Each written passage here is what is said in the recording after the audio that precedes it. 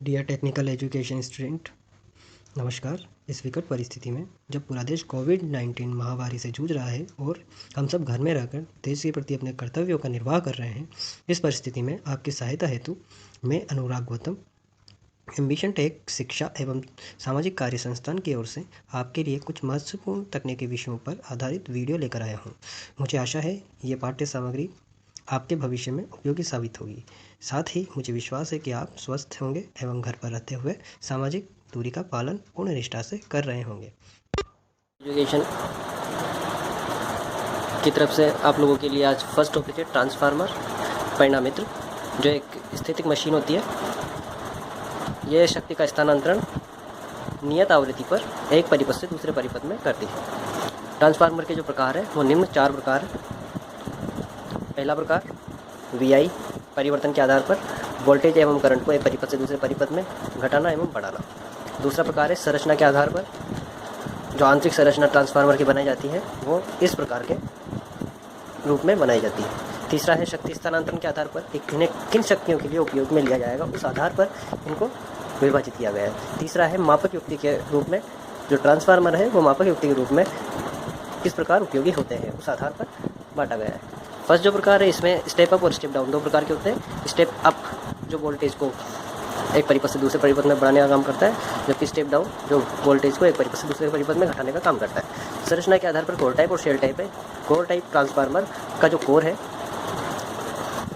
वो 2 भागों में बटा हुआ होता है, जबकि शेल टाइप ट्रांसफार्मर में जो कोर है वह 1 भाग होता है। शक्ति स्थानांतरण के आधार पर उच्च शक्ति स्थानांतरण के लिए पावर ट्रांसफार्मर उपयोगी होते हैं, जबकि निम्न शक्ति स्थानांतरण के लिए डिस्ट्रीब्यूशन ट्रांसफार्मर होते हैं। ये 2 प्रकार के हो सकते हैं, सिंगल फेज और 3 फेज। मापक युक्ति के रूप में CT और PT, current transformer, potential transformer. मुख्य नोट है एक जो आपको ध्यान में रखना है। अन्य प्रकार के जो ट्रांसफार्मर है उनमें एक तो ऑटो ट्रांसफार्मर है जो स्टार्टर के रूप में मशीन को चालू करने के लिए उपयोगी होता है। एक आइसोलेटिंग ट्रांसफार्मर है जो वोल्टेज और करंट को बदले बिना एक परिपथ से दूसरे परिपथ में शक्ति को स्थानांतरित कर सकता है।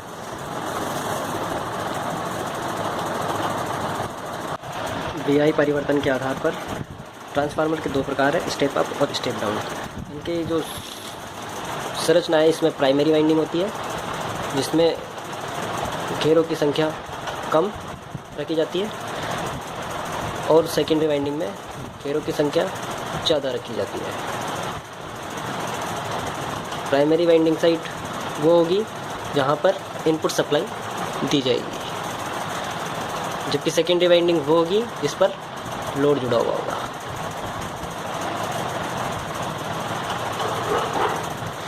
जबकि इसमें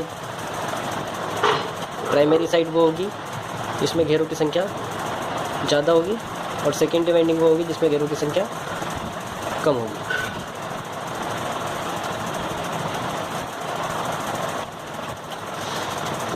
दूसरा, ये जो घेरों की संख्या होती है इन्हें NP प्राइमरी और NS सेकेंडरी से दर्शाते हैं। इसमें NP प्राइमरी और ये NS सेकेंडरी से दर्शाते हैं। इसमें प्राइमरी घेरों की संख्या सेकेंडरी से कम होती है स्टेप अप में, जबकि इसमें प्राइमरी घेरों की संख्या सेकेंडरी से ज़्यादा होती है स्टेप डाउन में। इसमें प्राइमरी वोल्टेज VP कम होती है, सेकेंडरी वोल्टेज ज़्यादा होती है, जबकि इसमें प्राइमरी वोल्टेज ज़्यादा, कारण है घेरों की संख्या ज़्यादा है तो वोल्टेज भी ज़्यादा होगी और VS कम होगी। कारण यह है कि अगर घेरों की संख्या ज़्यादा होती है, घेरों की संख्या अगर ज़्यादा होती है तो प्रति घेरे में उत्पन्न वोल्टेज का जो कुल मान है वो प्राइमरी और सेकेंडरी में कुल मान पर निर्भर करेगा, अर्थात कुल मान घेरों की संख्या के योग के बराबर होगा। चौथा जो मुख्य मान है इसमें प्राइमरी करंट ज़्यादा होगी सेकेंडरी करंट से, जबकि स्टेप डाउन में प्राइमरी करंट कम होगी सेकेंडरी करंट से। आप इसको सामान्य भाषा में ये समझ सकते हो कि कारण ये है कि अगर शक्ति जो है, शक्ति स्थानांतरण हो रहा है, वो नियत रहता है। किसी भी ट्रांसफार्मर में शक्ति स्थानांतरण क्या रहता है? नियत। अब अगर शक्ति नियत है, इनपुट साइड बराबर होगी आउटपुट साइड। अगर शक्ति इनपुट साइड की बराबर है आउटपुट साइड के, इसका मतलब V I primary side current और प्राइमरी साइड वोल्टेज का गुणनफल, तो पी इनपुट होता है, जबकि सेकेंडरी साइड करंट और सेकेंडरी साइड वोल्टेज ये पी आउटपुट होता है। इसका मतलब सप्लाई वोल्टेज और करंट के कारण जो पावर है वो पी इनपुट वाली होगी, जबकि सप्लाई लोड पर वोल्टेज और करंट के कारण जो वोल्टेज होगी, जो पावर होगी, वो पी आउटपुट होगी। अब ये दोनों मान बराबर होने चाहिए। अगर ये दोनों मान बराबर होंगे तो एक अगर ये चीज़ बढ़ती है तो इस चीज़ का कम होगा अगर स्टेप डाउन है तो, और अगर स्टेप अप है तो ये घटेगी तो ये बढ़ेगा। अब ये दोनों बराबर कब होंगे? जब ये मान इसके सापेक्ष घटे और ये मान इसके सापेक्ष बढ़े, या फिर ये मान इसके सापेक्ष बढ़े और ये मान इसके सापेक्ष घटे। इसका मतलब V व I, अगर V बढ़ता है तो I घटेगा, तब जाके P इनपुट बराबर P आउटपुट हो जाएगा।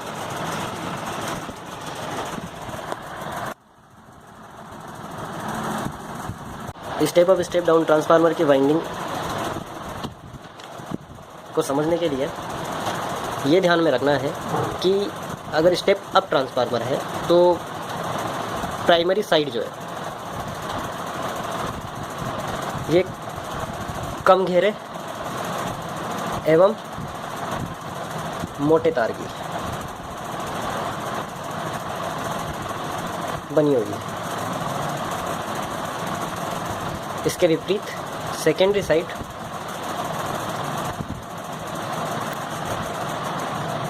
अधिक घेरे व पतले तार की बनी होगी।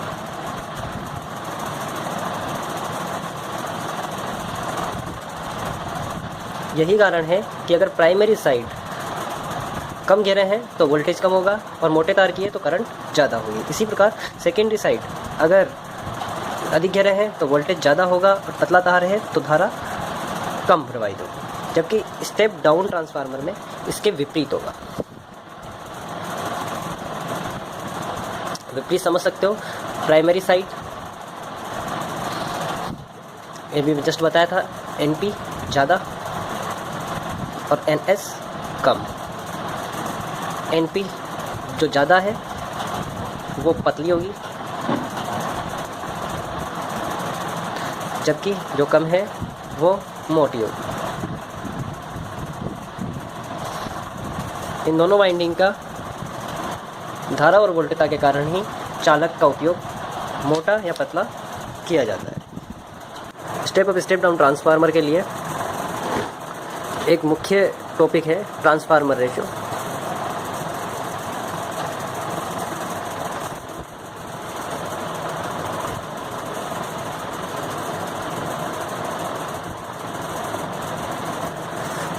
अपन ने भी देखा कि अपने पास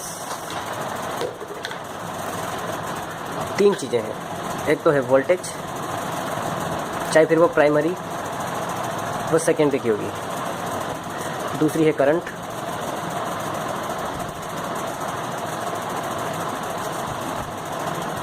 ये भी प्राइमरी व सेकेंडरी की होगी। और तीसरी है टर्न, जो भी NP व NS होगा। अब प्राइमरी वोल्टेज को अपन E से दर्शा देते हैं, EP, और ये ES। ये मैंने EP इसलिए लिखा है क्योंकि ये इंडक्ट वोल्टेज होगा, इंडक्ट मतलब प्रेरित विद्युत वाहक बल, प्राइमरी और सेकेंडरी दोनों में सप्लाई वोल्टेज देंगे तो जैसे जो प्राइमरी सप्लाई होगा तो सप्लाई वोल्टेज हो जाएगा वही इंडक्ट वोल्टेज होगा, जबकि सेकेंडरी में सप्लाई वोल्टेज के सापेक्ष जो प्रेरित होगा वो ES होगा। दूसरी भाषा में अगर मैं लोड वोल्टेज और सप्लाई वोल्टेज की बात करता हूँ तो यही वोल्टेज दो प्रकार से लिखा जा सकता है, VP सप्लाई वोल्टेज और VS लोड पर वोल्टेज। अब इन तीनों राशियों के मध्य जो संबंध दर्शाया जाएगा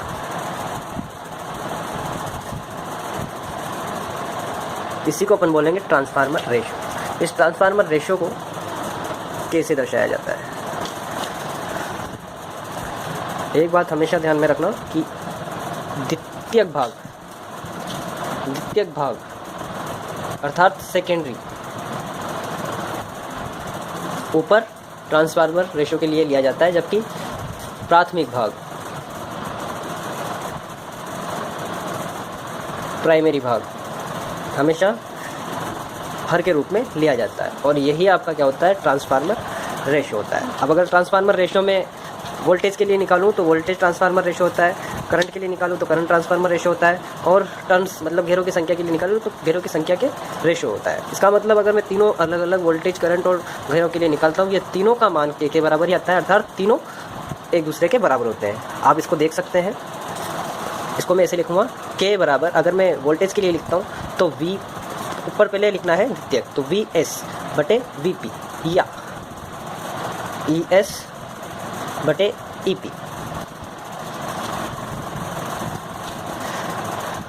के बराबर अगर मैं घेरों की संख्या के लिए लिखूँ तो NS बटे NP, जबकि धारा के लिए IP बटे IS बराबर के लिया जाएगा। अब मैं इक्वेशन नंबर 1, समीकरण 1, समीकरण 2 और समीकरण नंबर 3 को लेता हूँ।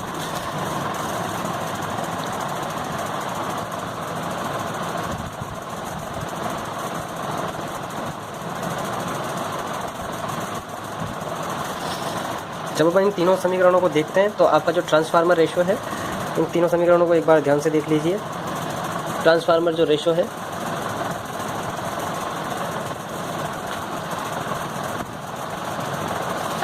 ट्रांसफार्मर रेशो आपके सामने K = ES बटे EP बराबर समीकरण एक जो थी उसको ले लिया अपन ने, दूसरी समीकरण NS, तो ये बराबर, क्योंकि K के बराबर है ये, तो K के बराबर है तो K बराबर NS बटे MP, मतलब ये इसके बराबर हो सकती है, K बराबर ये है।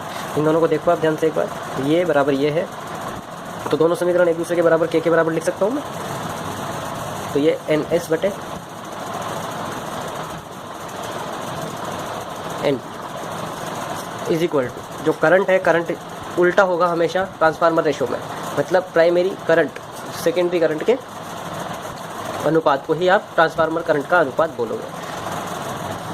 इसका मुख्य कारण जो है वो है, इसका विपरीत होना का जो मुख्य कारण है वो है कि जो शक्ति का स्थानांतरण हो रहा है उसमें करंट और वोल्टेज एक दूसरे के सापेक्ष परिवर्तित हो रहे हैं, चाहे वो स्टेप अप ट्रांसफार्मर हो चाहे वो स्टेप डाउन हो, पर करंट और प्राइमरी करंट और सेकेंडरी करंट का ट्रांसफार्मर रेशो K माना जाएगा, ना कि सेकेंडरी करंट और प्राइमरी करंट का ट्रांसफार्मर रेशो। केवल घेरों की संख्या और वोल्टेज, ये दोनों चीज़ें जो हैं ये द्वितीयक अपन प्राइमरी होती है, जबकि K का मान प्राइमरी अपन द्वितीयक करंट के लिए होगा।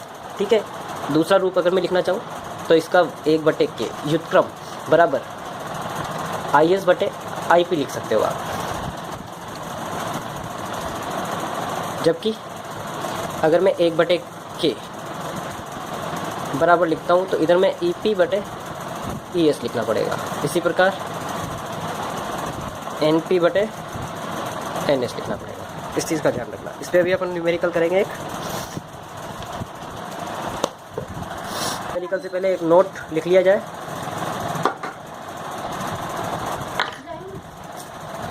नोट जो है उसको ध्यान से याद रखना। अगर मुझे स्टेप अप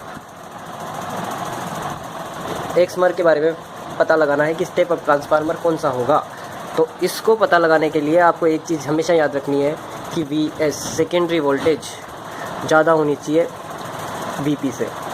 एक बात अगर वोल्टेज नहीं दे रखा, घेरों की संख्या दे रखी है, तो NS हमेशा ज़्यादा होनी चाहिए NP से। मतलब सेकेंडरी भाग, द्वितीयक साइड जो है, लोड साइड, वो घेरों की संख्या ज़्यादा होना चाहिए, लोड साइड वोल्टेज का मान ज़्यादा होना चाहिए। तो आप क्या बता सकते हो, स्टेप अप ट्रांसफार्मर है। तीसरी चीज़, जो सेकेंडरी साइड करंट है उसका मान कम होना आवश्यक है, तो ये स्टेप अप ट्रांसफार्मर होगा। अगर आपको ट्रांसफार्मर रेशो के आधार पर ये पता लगाना हो कि ट्रांसफार्मर स्टेप अप है कि स्टेप डाउन है, इसके जस्ट विपरीत स्टेप डाउन का आप कर सकते हो। तो अगर अपन को पता लगाना है कि ट्रांसफार्मर स्टेप अप है या स्टेप डाउन है, तो के आधार पर हम निर्धारित करेंगे कि ट्रांसफार्मर स्टेप अप है या स्टेप डाउन है। उदाहरण के तौर पे अगर आप देखें तो मैं VS का मान 200 वोल्ट लेता हूँ और VP का मान मैं 12 वोल्ट लेता हूँ, सॉरी 10 वोल्ट लेता हूँ। अब मैं इनका अनुपात अगर देखता हूँ, चूँकि अपन जानते हैं कि K बराबर क्या होता है, VS बटे VP होता है। अब VS का मान मैं लेता हूँ 200, जबकि VP का मान मैं लेता हूँ 10, तो मेरा जो रेशो आता है वो आता है 20 आता है। K बराबर मेरा मान कितना आया, 20 आया। इसका मतलब K का मान अगर 1 से ज़्यादा हो, K का मान अगर 1 से ज़्यादा हो तो मेरा ट्रांसफार्मर स्टेप अप होगा। ठीक। दूसरा,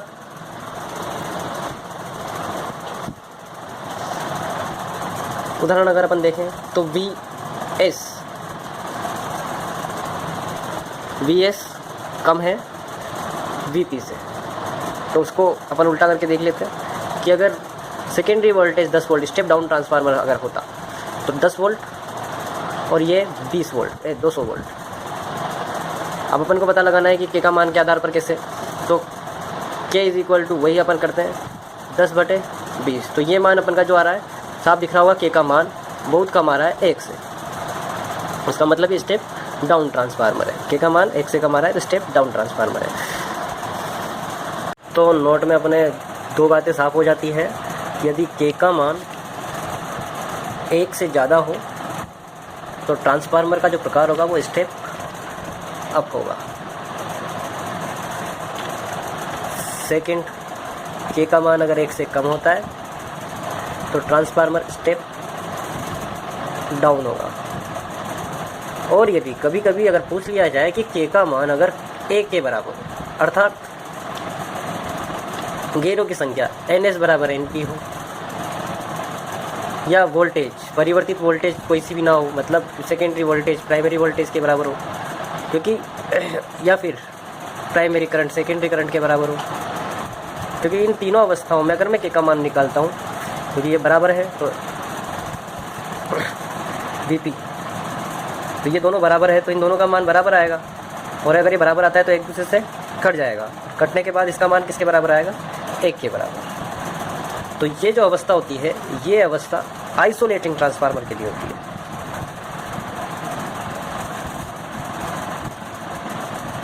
ये है एक इम्पोर्टेंट बात है जो आपको ध्यान में रखनी है। ITI में ये पूछा नहीं जाता, और नॉर्मली अगर बड़े एग्ज़ाम्स में PSUs में ये क्वेश्चन पूछ लिया जाता है कि अगर K का मान 1 हो तो उस ट्रांसफार्मर का प्रकार क्या होगा। क्योंकि अपन ये जानते हैं कि अगर K का मान 1 से ज़्यादा होता है तो स्टेप अप होता है, K का मान 1 से कम होता है तो स्टेप डाउन होता है। पर अगर K का मान 1 होता है तो कौन सा ट्रांसफार्मर होगा, तो वो होगा आइसोलेटिंग ट्रांसफार्मर। ऑप्शन में ये नहीं होगा कि आप दूसरे ट्रांसफार्मर जो आपको प्रकार बताए हैं वो वहाँ दिए जाए, केवल स्टेप अप स्टेप डाउन या ऑसिलेटिंग ट्रांसफार्मर कहा जाएगा।